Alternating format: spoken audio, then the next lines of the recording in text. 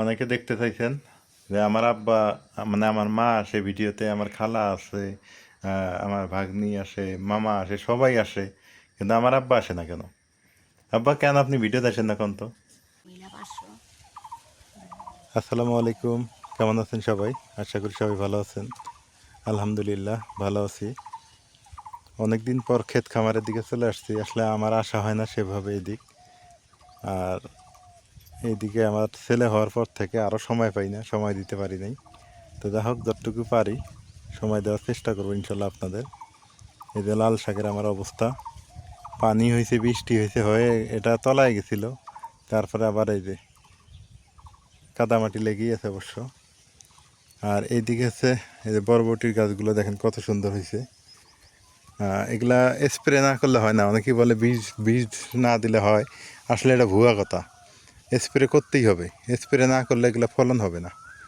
এই যে গাছ এইদিকে ভালো হয়েছে, বাট স্প্রে করা লাগবে ইনশাল্লাহ। কালকে দেখি স্প্রে করে করে দিব আর কি। এগুলাতে কত সুন্দর হয়েছে সবজি ক্ষেত। আসলেই আমরা কৃষিকাজে মনোযোগ দিই না, মনোযোগ দিলে কিন্তু সম্ভব।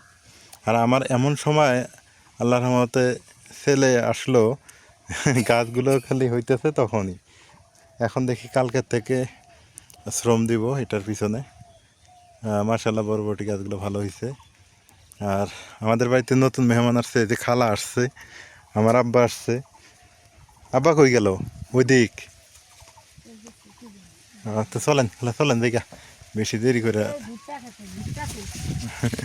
এই যে এগুলা মামারা লাগাইছে, এগুলা আমার মামার ক্ষেত। এই যে এগুলা না বাত্তি হয়নি এখনো। আচ্ছা নিমনি আমি, যান আমি আর এক সময় নিয়ে যাবো নি।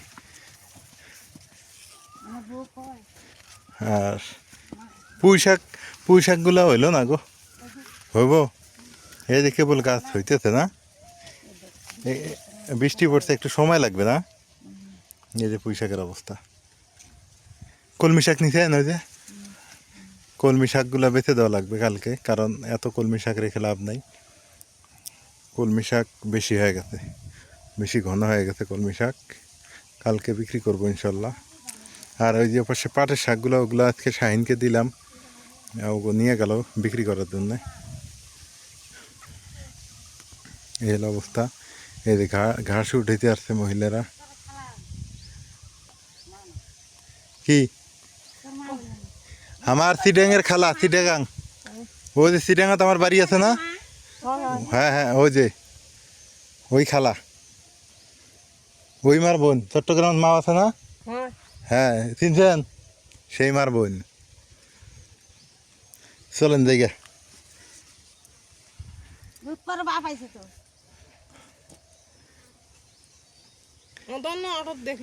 হুম,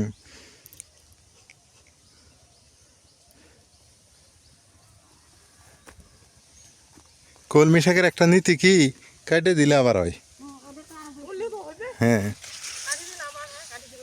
হ্যাঁ, এই যে এই কলমি শাকের এই হলো একটা গুণ, গোড়া কেটে দিলে সুন্দর করে হয়ে যায়। হ্যাঁ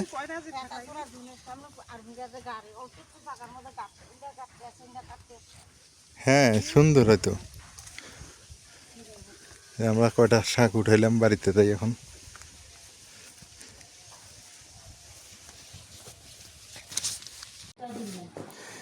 আলু সিদ্ধ করছে মা, এই যে আলু, এই আলুগুলো খাই একটু। আলু সিদ্ধ, এটা আলু চপ বলে অবশ্য, আমাদের এখানে খায় সবাই। বিসমিল্লাহ।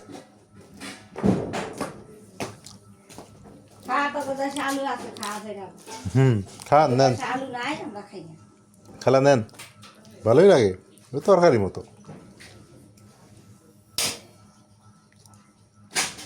নেন। গ্যাসের বোতল। আলু কেমন লাগে? ভালো লাগে। লবণ বেশি হয়েছে না? তোমার কাছে লবণ বেশি নাই? ওগুলো কি উঠাইলে আবার? আলু সিদ্ধ দিলে? ও, ওই ছিলে কাঁচা মরিচ দিয়ে সুন্দর করে ভর্তা করো, পেঁয়াজ একটু বেশি দিবে বুঝছো, তাহলে ভর্তাটা মজা লাগবে। সবটা লবণ বেশি দিতে ভালো লাগে, লবণ বেশি দিতে। কি দেবো, টেবিল আগে দেবো। নাজবিনের যে বিপদে পড়ছে, চা জীবনে খায় না, এই মানুষের দিচ্ছেন চা। নাজমিন আপনার বউ ও তো চা খায় না, জীবনেও খায় না, আজকে এখন চা খাওয়া লাগে বাধ্য হয়ে। উপায় আছে? হ্যাঁ, চা খায় না তো।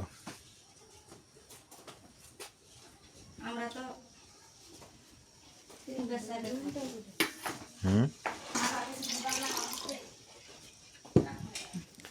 অবশেষে নাজমিনের শ্বশুর চলে আসছে, কিন্তু শ্বশুর তো নাই, বাড়ির থাকে না, না কই কই যে বেড়ায়,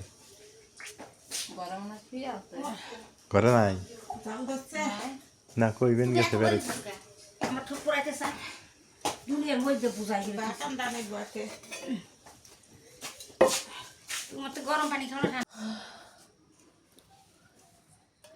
বিস্কিট দিয়ে চুবাই চুবাই খাও। এই যে হ্যাঁ হ্যাঁ হ্যাঁ, নেটওয়ার্কের সমস্যা অনেক সময়। না চা খাও, নেন। বউ খাইছে বিস্কুট, আপনারা খান।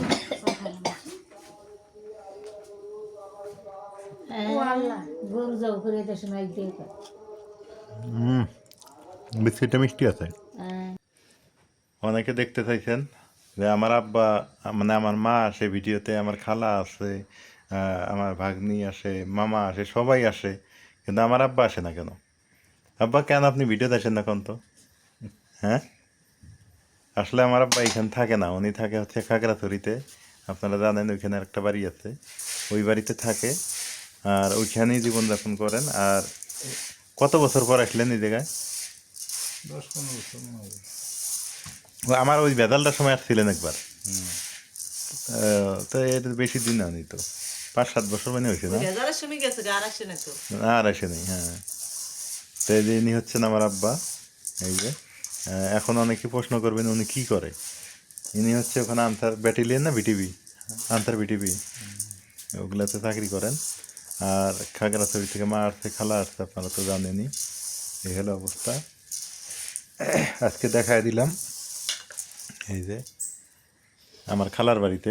এখন খালা মুড়ি মাখায় দিতেছে, মুড়ি খাই আমরা সবাই মিলে। এই যে মুড়িদ কি দিছি জানো? হ্যাঁ, এই মুড়িদ ধনিয়া পাতা দিছি, হ্যাঁ কাঁচা মরিচ দিছি, পেঁয়াজ দিছি, আদা দিছি, হ্যাঁ, ভালো হয়েছে। সরিষার তেল। কমা কো নেন নেন। হ্যাঁ, কে কে খাবেন না কিসের জন্য? হ্যাঁ তো, আপনারাই তো কইলেন হ্যাঁ তো জর্দা খাবো। মুড়ি জ্বালা দেন। জর্দা খাবো। হ্যাঁ জর্দা জর্দা খাবো। খালা নেন। তার কোনো আগা। যাই জর্দা খাবো তার কোনো বিসমিল্লাহ। সমস্যা নাই। হ্যাঁ?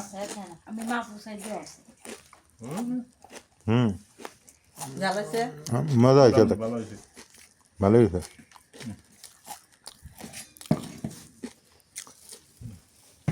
লালমনিয়াটাই অবশ্য বাড়ি ছিল আগে, পরে খাগড়াছড়িতে 1900 কত সাল, বা 88-তে গেছেন না?